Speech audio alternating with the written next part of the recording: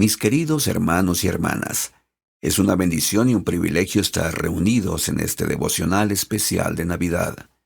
En esta época especial del año, la música, las voces y las palabras inspiradas elevan nuestro espíritu y nos acercan al verdadero propósito de esta celebración: adorar, recordar y amar a nuestro Señor Jesucristo. Hoy nos une un mismo sentimiento: el profundo deseo de honrar al Hijo de Dios, agradecer su vida y renovar nuestro compromiso de seguirlo. La historia de la Navidad es más que un relato tierno y lleno de luz. Es el cumplimiento perfecto de un plan que comenzó mucho antes de nuestra existencia en esta tierra. El Rey de Reyes eligió descender voluntariamente de su trono celestial para nacer en circunstancias simples y humildes, recordándonos que su grandeza no necesita ornamentos y que su poder radica en el amor, la mansedumbre y la obediencia perfecta. Hoy, al comenzar este devocional, invitamos al espíritu de gratitud, adoración y reverencia. Recordamos su nacimiento, pero también su vida, su entrega infinita y la promesa gloriosa de que un día Él volverá. Que durante este devocional podamos sentir su amor, escuchar su voz y renovar el deseo de ser un poco más como Él, más humildes, más pacientes, más agradecidos y más dispuestos a hacer la voluntad del Padre. Antes de que naciéramos en la tierra, existíamos como hijos espirituales de un amoroso Padre Celestial. Allí comenzó la historia del Salvador. En esa esfera eterna, Jesús no era simplemente un espíritu más. Él era el primogénito del Padre, lleno de luz, sabiduría y amor. Todos lo conocíamos, todos habíamos escuchado su voz y todos sabíamos quién era Él desde el principio. En aquel reino premortal se presentó el plan del Padre, aquella gloriosa oportunidad de venir a la tierra, obtener un cuerpo, aprender, escoger, crecer y regresar a Él más parecidos a nuestro Creador. Cuando ese plan fue revelado, las huestes celestiales se regocijaron con una alegría indescriptible. Sería la oportunidad de nuestro progreso eterno. Pero el plan requería algo más. Hacía falta un redentor, alguien que, respetando plenamente nuestro albedrío, pudiera vencer el pecado y la muerte. Alguien dispuesto a cargar con nuestras debilidades y abrir el camino de regreso. El Padre preguntó: ¿a quién enviaré? Su primogénito contestó: heme aquí, envíame a mí. Su ofrecimiento fue aceptado, su misión fue establecida, y desde ese momento Jesucristo fue preordenado como el Redentor del mundo.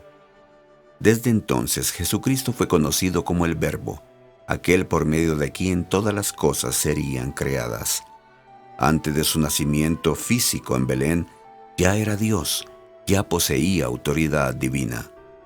Así comienza la historia de la Navidad, no en un pesebre, sino en la eternidad, no entre animales, sino entre ángeles, no con pastores, sino con millones de espíritus que celebramos la misión de aquel que salvaría a todos los que vinieran a Él.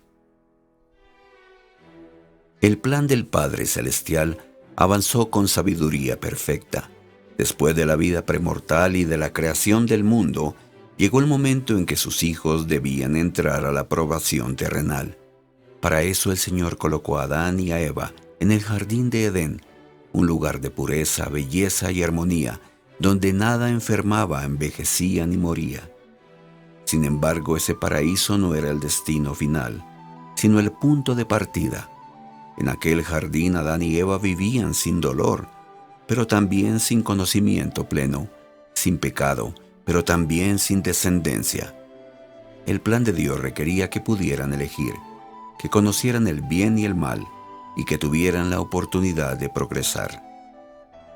Cuando participaron del fruto del árbol del conocimiento del bien y del mal, dieron un paso esencial dentro del plan eterno.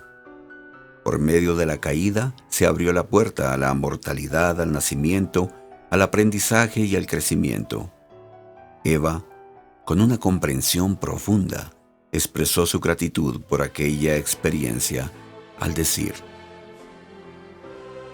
de no haber sido por nuestra transgresión, nunca habríamos tenido posteridad, ni hubiéramos conocido el bien y el mal, ni el gozo de nuestra redención. La caída trajo consigo los cambios necesarios para la vida terrenal.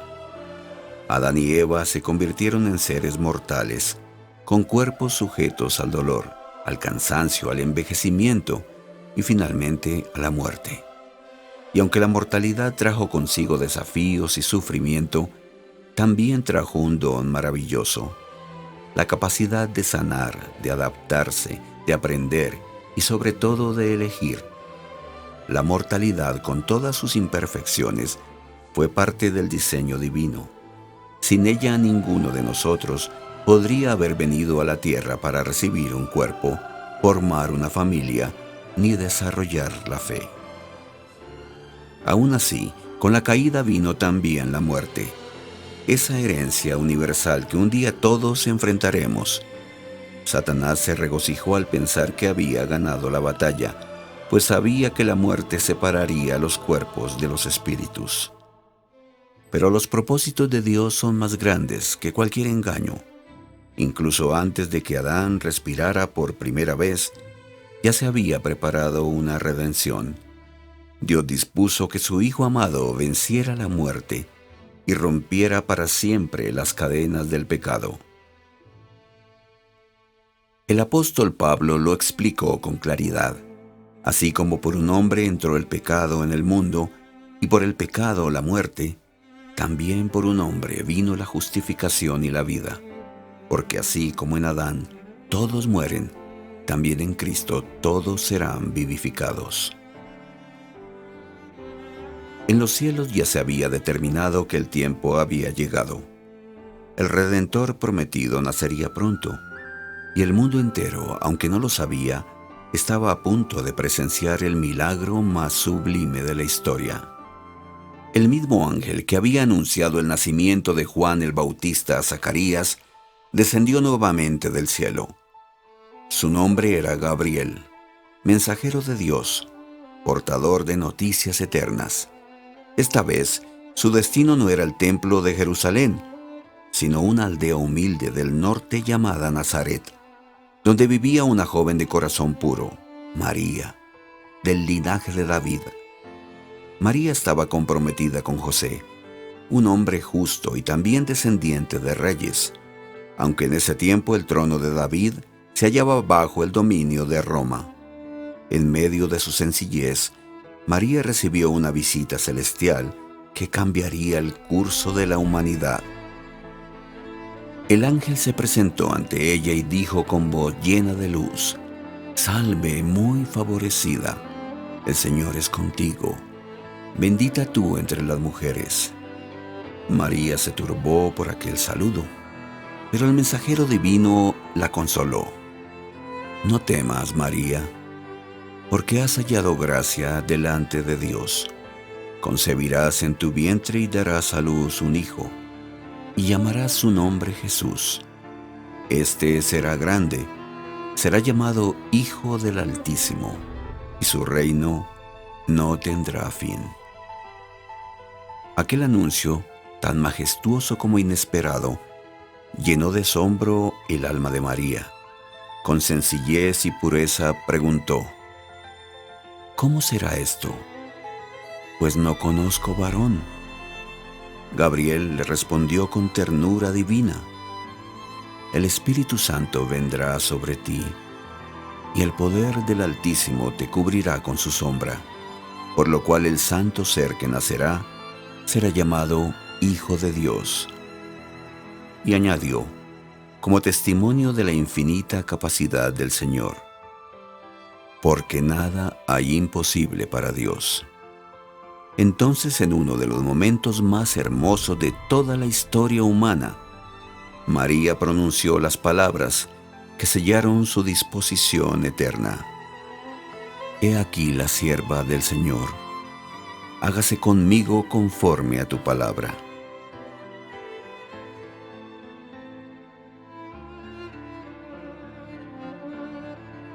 El ángel partió, y la joven virgen quedó sola, pero llena del Espíritu. Su corazón rebosaba humildad, gratitud y una fe que traspasaba los cielos. El hijo que concebiría no sería hijo de hombre, sino el unigénito del Padre en la carne, el Hijo del Altísimo, el Dios con nosotros. En él se unirían lo divino y lo humano, lo celestial del Padre y lo terrenal de su madre. Jesucristo heredaría de su Padre el poder de vencer la muerte y de su madre la capacidad de morir. En su naturaleza se combinarían la perfección de Dios y la fragilidad del hombre. Y así, en un cuerpo mortal, se cumpliría el milagro eterno del amor de Dios hecho carne. Jesús nacería en tiempos de dominación extranjera, cuando Israel había perdido su independencia. Sin embargo, en el linaje oculto de un carpintero y una joven Galilea, el cielo preparaba al reino legítimo de los judíos, al que reinaría por los siglos de los siglos. El anuncio de Gabriel fue la proclamación del cumplimiento de todas las profecías. El Mesías venía al mundo. El momento señalado desde antes de la fundación del mundo finalmente llegó. En los días del Imperio Romano, cuando César Augusto gobernaba con firmeza, se decretó un censo que obligó a cada familia a registrarse en el lugar de su linaje. José, descendiente de la casa real de David, tuvo que viajar desde Nazaret hasta Belén, llevando consigo a María, que esperaba al hijo prometido. Belén estaba llena de viajeros que habían acudido por el mismo mandato. Entre el bullicio y la confusión del censo, José y María buscaron alojamiento, pero cada puerta estaba ocupada. Finalmente se refugiaron en un lugar humilde, semejante a los refugios improvisados que tantos peregrinos habían usado antes de ellos. No era un palacio ni un hogar cómodo. Sin embargo, en aquel sencillo espacio, bajo la mirada amorosa del cielo, nació el Salvador del mundo. María envolvió a su hijo en pañales y lo acostó en un pesebre, un lugar tan sencillo, tan inesperado, y sin embargo tan lleno de gloria. Belén, pueblo de pastores y campos abiertos, fue testigo de un anuncio celestial, sin precedentes. Aquella noche, unos pastores velaban sus rebaños, cuando de pronto la gloria del Señor los rodeó. Asustados escucharon una voz que calmó sus temores con palabras que hasta hoy llenan de gozo al mundo entero. No temáis, porque aquí os doy nuevas de gran gozo, que será para todo el pueblo, que os ha nacido hoy, en la ciudad de David, un Salvador, que es Cristo el Señor. Como confirmación, el ángel les dio una señal. Hallarían al niño envuelto en pañales y acostado en un pesebre. De inmediato el cielo se abrió, y multitudes de huestes celestiales alabaron a Dios, diciendo: Gloria a Dios en las alturas, y en la tierra paz, buena voluntad para con los hombres. Los pastores no necesitaron más. No pidieron pruebas ni más explicaciones. Su fe los movió a actuar rápidamente. Pasemos pues hasta Belén, dijeron, y veamos esto que ha sucedido. Y fueron, y encontraron exactamente lo que el ángel les había dicho: el niño en el pesebre, y junto a él, María y José. Regresaron a sus rebaños glorificando y alabando a Dios, con el corazón lleno de luz. Pero el milagro del nacimiento no quedó solo entre pastores. Desde tierra lejana llegaron hombres sabios, guiados por una estrella que habían visto en el oriente. Su pregunta resonó en Jerusalén y perturbó al rey Herodes. ¿Dónde está el rey de los judíos que ha nacido? Porque su estrella hemos visto y venimos a adorarlo. Los sacerdotes y escribas recordaron la profecía de Miqueas: el Mesías nacería en Belén. Herodes, fingiendo devoción, envió a los magos a buscar al niño, aunque en su corazón escondía un propósito oscuro. Cuando los magos salieron de Jerusalén, la estrella reapareció y los guió hasta el lugar donde estaba el pequeño Jesús. Al entrar, se postraron ante él, lo adoraron y le ofrecieron dones: oro, incienso y mirra. 3 regalos que hablaban de su realeza, su divinidad y su futura expiación. Avisados por Dios en sueños, regresaron a su tierra por otro camino, evitando así al tirano. Pero el peligro no había terminado. Un ángel del Señor se apareció a José en sueños y le dijo: «Levántate, toma al niño y a su madre y huye a Egipto». Y así de noche, la pequeña familia emprendió el viaje hacia tierras desconocidas.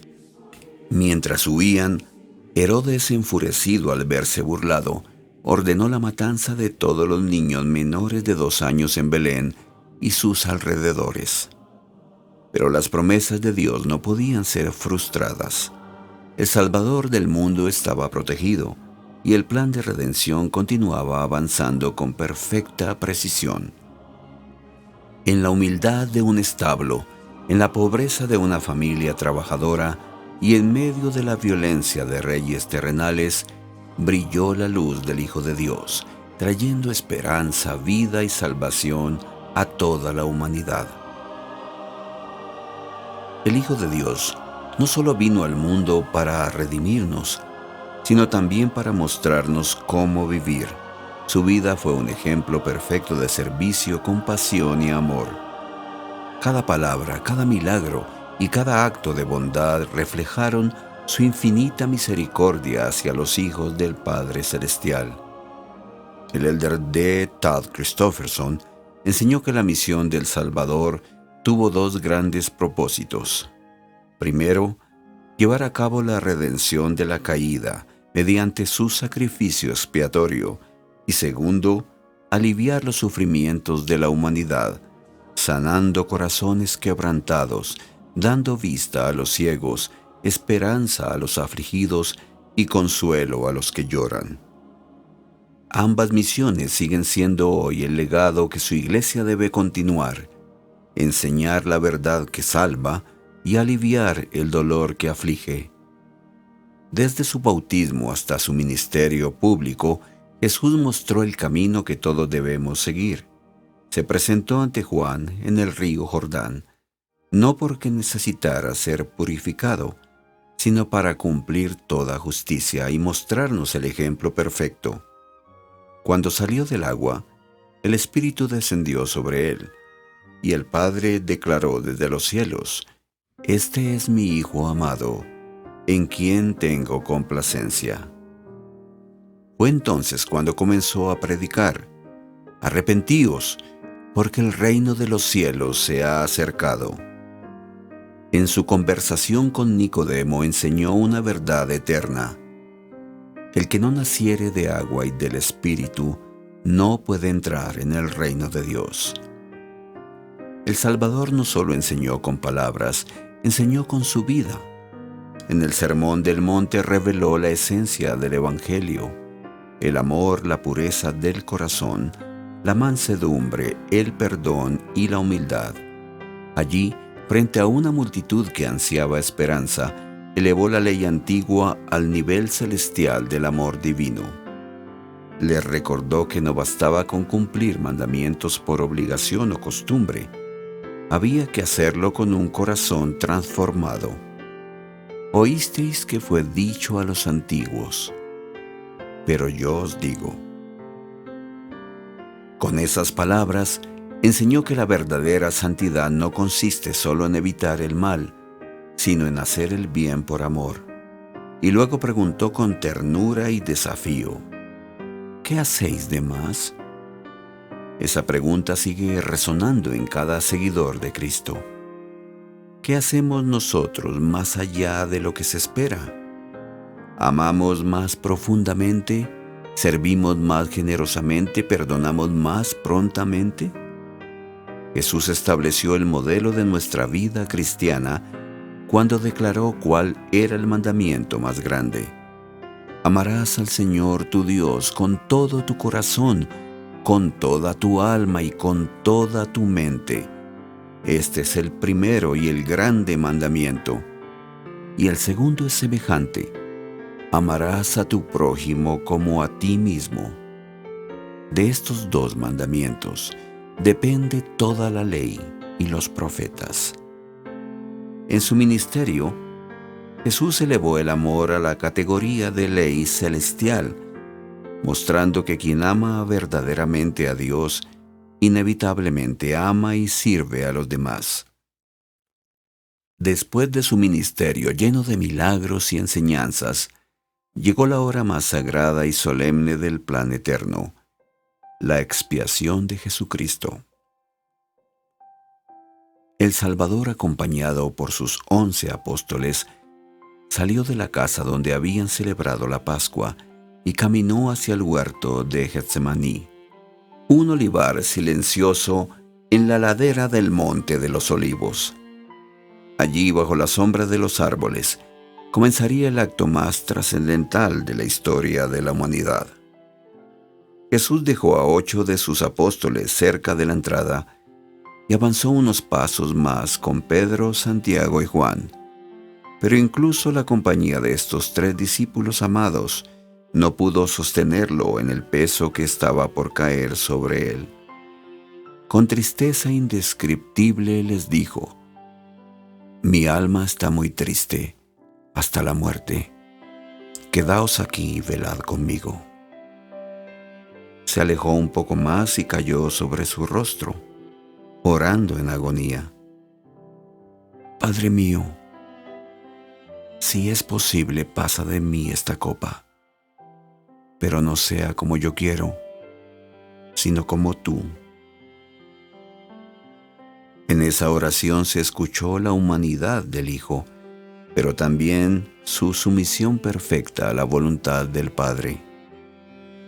En Getsemaní, Él comenzó a cargar sobre sí los pecados de toda la humanidad, desde Adán hasta el último ser humano que nacerá en la tierra. Su sufrimiento no fue solo físico o emocional, fue una angustia espiritual tan profunda que hizo que sudara sangre por cada poro. El peso del pecado, de la culpa, del dolor, de las enfermedades y de toda la miseria humana cayó sobre él de una manera que ningún otro ser podría soportar. Si cualquier hombre hubiera intentado sobrellevar siquiera una fracción de esa carga, habría muerto de inmediato. Pero Jesús tenía el poder de entregar su vida voluntariamente y de tomarla de nuevo. En esa lucha terrible, Satanás, el príncipe de este mundo, descargó contra él toda su malicia, intentando quebrar al único ser capaz de destruir su imperio. Pero Cristo venció, y venció solo. Más tarde, Él mismo describió su experiencia en una revelación moderna. «He padecido estas cosas por todos, padecimiento que hizo que yo, Dios, el más grande de todos, temblara a causa del dolor y deseara no tener que beber la amarga copa. Sin embargo, gloria sea al Padre, yo bebí. En esa copa amarga estaba tu dolor, mi dolor, nuestras debilidades, errores, temores, soledad y aflicciones. Jesús las tomó una por una, sin dejar ninguna sin redimir. La expiación tiene 2 efectos gloriosos. Primero, libera a toda la humanidad del poder de la muerte mediante la resurrección. Segundo, nos ofrece redención personal del pecado, a condición de que aceptemos su evangelio y nos acerquemos a él con fe, arrepentimiento y obediencia. Solo Él podía hacerlo. Solo Él tenía poder para soportar semejante agonía. Solo Él tenía la vida inmortal heredada del Padre, y la capacidad de morir, heredada de su madre. Él fue el único ser que podía tomar sobre sí los pecados del mundo y levantarse victorioso. Antes incluso de la creación, ya se sabía que Él sería el Cordero inmolado. Ninguna riqueza humana, ningún poder mortal podría salvar siquiera a una sola alma. Jesucristo lo hizo una vez y para siempre. Getsemaní no fue el final de su sufrimiento. Después de esa victoria espiritual, vendrían el arresto, los juicios injustos, los azotes, la burla y finalmente la cruz. La expiación del Salvador, Jesucristo, es el corazón mismo de la Navidad. El día más oscuro de la historia llegó con la crucifixión del Hijo de Dios. La cruz era el instrumento más cruel y prolongado de ejecución conocido en el mundo antiguo. La víctima clavada de pies y manos sufría un dolor insoportable que se extendía por horas, a veces por días. Los clavos atravesaban nervios y tendones, causando espasmos y una agonía constante. No era una muerte rápida, sino una lenta tortura que consumía cuerpo y alma. En medio de ese tormento indescriptible, el Salvador no expresó odio ni amargura. Al contrario, con una compasión divina que trasciende toda comprensión humana, pronunció su primera súplica desde la cruz: Padre, perdónalos, porque no saben lo que hacen. Jesús fue clavado en la cruz en las primeras horas de la mañana de aquel viernes, probablemente entre las 9 y las 10.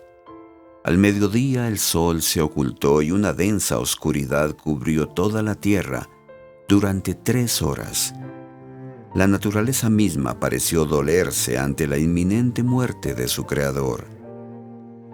Era como si el mundo entero guardara silencio, esperando el desenlace del sacrificio supremo. A las 3 de la tarde, la voz del Salvador rompió la oscuridad. Fue un clamor lleno de angustia y soledad. Elí, Elí, lama sabactani. Dios mío, ¿por qué me has desamparado? ¿Quién puede comprender el significado de esas palabras?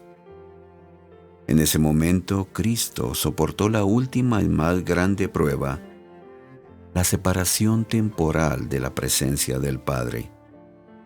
El Redentor debía sufrir completamente solo, sin el consuelo divino, para que su victoria sobre el pecado y la muerte fuera plena. Así, aún en el abandono, eligió la obediencia y completó su misión.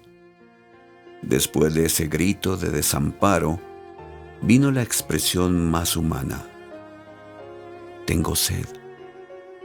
Un soldado empapó una esponja en vinagre y la acercó a sus labios. Era un gesto pequeño, casi insignificante, pero fue la última muestra de compasión humana antes de que se consumara el sacrificio divino.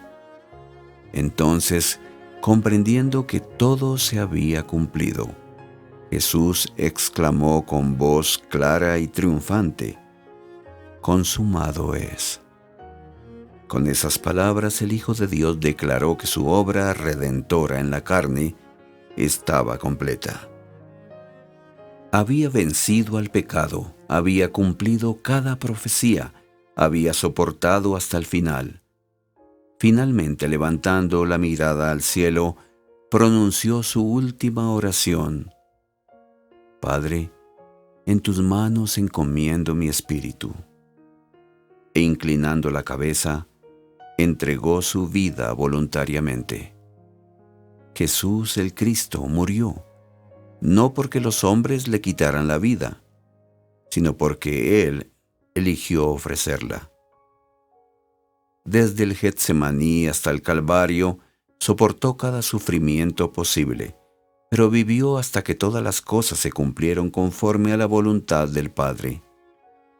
Y en estos últimos días su voz resuena con la misma autoridad celestial testificando: porque he aquí, el Señor vuestro Redentor padeció la muerte en la carne, por tanto sufrió las penas de todos los hombres, a fin de que todos se arrepientan y vengan a Él. El silencio que siguió a su muerte no fue el silencio de la derrota, sino el preludio de la victoria, porque aquel que fue levantado en la cruz descendería pronto del sepulcro, trayendo vida eterna a todos los hijos de Dios. El sábado había pasado. La noche comenzaba a retirarse, y una nueva luz se asomaba tímidamente sobre Jerusalén. Era la madrugada del día más glorioso desde la creación del mundo, el día en que la muerte sería vencida para siempre. Mientras la ciudad dormía, la tumba estaba custodiada por soldados romanos. El sello del imperio protegía la entrada, pero ninguna fuerza humana podía contener lo que estaba por ocurrir. De pronto la tierra tembló. Un ángel descendió del cielo en poder y gloria, removió la pesada piedra y se sentó sobre ella. Su apariencia era tan brillante como un relámpago, su vestidura blanca como la nieve. Los guardias, incapaces de resistir la manifestación divina, cayeron como muertos y luego huyeron aterrados. El sepulcro estaba vacío. Cristo había resucitado. Era el primero en romper las cadenas de la muerte, el primogénito entre los muertos, las primicias de los que durmieron. Su triunfo fue tan real y poderoso que incluso otros santos resucitaron después de él y se aparecieron a muchos en la ciudad santa. El reinado universal de la muerte había llegado a su fin. Con la llegada de la aurora, las mujeres fieles, María Magdalena y otras compañeras devotas, caminaron hacia el sepulcro llevando especias para completar la preparación del cuerpo. No sabían cómo moverían la piedra, ni estaban enteradas de la guardia. Solo sabían que amaban al Señor y querían servirle una vez más.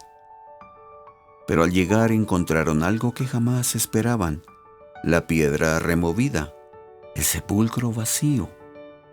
Un ángel la recibió con estas palabras eternas: no temáis vosotras, porque sé que buscáis a Jesús, el que fue crucificado. No está aquí, pues ha resucitado como dijo. Llenas de temor y gozo, corrieron para anunciarlo a los discípulos. Pedro y Juan se apresuraron al sepulcro. Juan llegó primero, miró hacia adentro y vio los lienzos cuidadosamente plegados. Pedro entró y vio lo mismo. No comprendían todavía la magnitud del milagro, pero sabían que el cuerpo ya no estaba allí.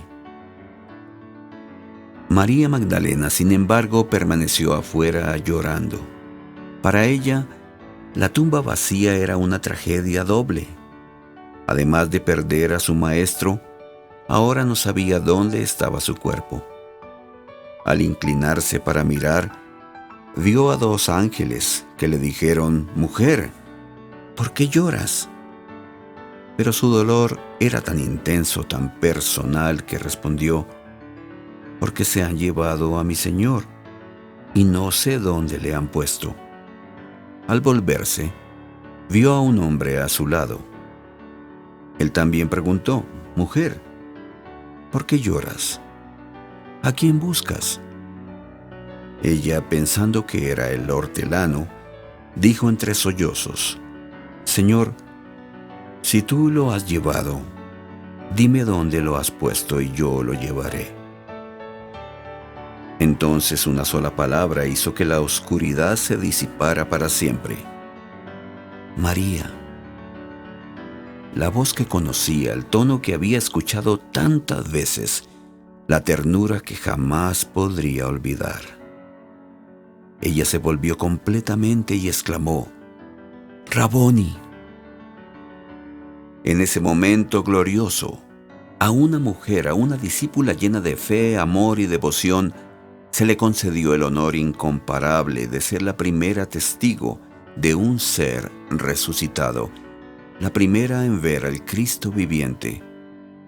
Jesús le dijo: «No me toques, mas ve a mis hermanos y diles: subo a mi Padre y a vuestro Padre, a mi Dios y a vuestro Dios». Así comenzó la difusión del mensaje más grande jamás proclamado. Él vive, y porque Él vive, todos viviremos. Después de su resurrección gloriosa, el Señor ministró a sus discípulos por 40 días, enseñándoles cosas profundas concernientes al reino de Dios. Finalmente, desde el Monte de los Olivos, ascendió a los cielos ante los ojos de los 11 apóstoles. Mientras lo contemplaban elevarse hacia la gloria, 2 ángeles vestidos de blanco se aparecieron junto a ellos y preguntaron: «Varones Galileos, ¿por qué estáis mirando al cielo? Este mismo Jesús, que ha sido tomado de vosotros, así vendrá, como le habéis visto ir al cielo». Ese mismo Jesús, con su cuerpo resucitado y glorificado, volverá. No nacerá en un pesebre ni vendrá en humildad, sino en majestad y poder, acompañado de huestes de seres resucitados, para ejecutar juicio, establecer justicia y reinar como Rey de reyes y Señor de señores. Las Escrituras abundan en profecías que anuncian su regreso. Muchos siglos antes, el profeta Enoc recibió una visión extraordinaria. Vio la historia de Israel, vio la resurrección de Cristo y vio aún más allá. Conmovido por lo que contemplaba, preguntó al Señor: «¿Volverás otra vez a la tierra?». Y el Señor respondió con juramento divino: «Vivo yo, que vendré en los últimos días, en los días de iniquidad y venganza, para cumplir el pacto que te he hecho». Enoc vio al Hijo del Hombre venir en gloria, para morar en justicia sobre la tierra durante 1000 años. Isaías también lo vio, y proclamó palabras de consuelo para todos los que esperan al Redentor. «Decid a los de corazón apocado: esforzaos, no temáis. He aquí que vuestro Dios viene en retribución. Dios mismo vendrá y os salvará». Y añadió otra visión: «He aquí que Jehová el Señor vendrá con poder, y su brazo señoreará, y su recompensa viene con él». Aquello que los profetas anunciaron desde la antigüedad será literal y glorioso. Cristo volverá acompañado de los apóstoles de la antigüedad y de los santos resucitados. Su venida marcará el comienzo del reino de los cielos sobre la tierra, un sistema perfecto de orden divino en todas las cosas. Ya no habrá corrupción, ni tiranía, ni violencia. Su gobierno será justo, recto y lleno de luz. Solo entonces, bajo su reinado, se cumplirá plenamente la oración que el mundo ha repetido durante siglos: «Venga a tu reino, hágase tu voluntad, como en el cielo, así también en la tierra». La segunda venida será el día más esperado para los fieles desde Adán, el día en que toda rodilla se doblará y toda lengua confesará que Jesucristo es el Señor. El día en que Él enjugará toda lágrima, sanará todo corazón y restaurará toda esperanza. Y en este devocional navideño, al conmemorar su nacimiento en Belén, tan humilde y tan lleno de promesas, también recordamos con gozo que ese niño, ese maestro, ese redentor volverá. Volverá a reinar, a salvar, a restaurar, a vencer para siempre las tinieblas del mundo. La Navidad mira hacia atrás. Pero la segunda venida nos invita a mirar hacia adelante, a vivir preparados, a ser discípulos más fieles, a esperar con gozo al Rey que regresará para gobernar en rectitud. Mis queridos hermanos y hermanas, hoy, al contemplar el plan eterno del Padre, hemos recorrido juntos el camino sagrado del Salvador, su vida premortal como el primogénito, su nacimiento milagroso en Belén, su ministerio lleno de amor, su expiación infinita, su muerte voluntaria, su resurrección gloriosa y su futura venida en majestad.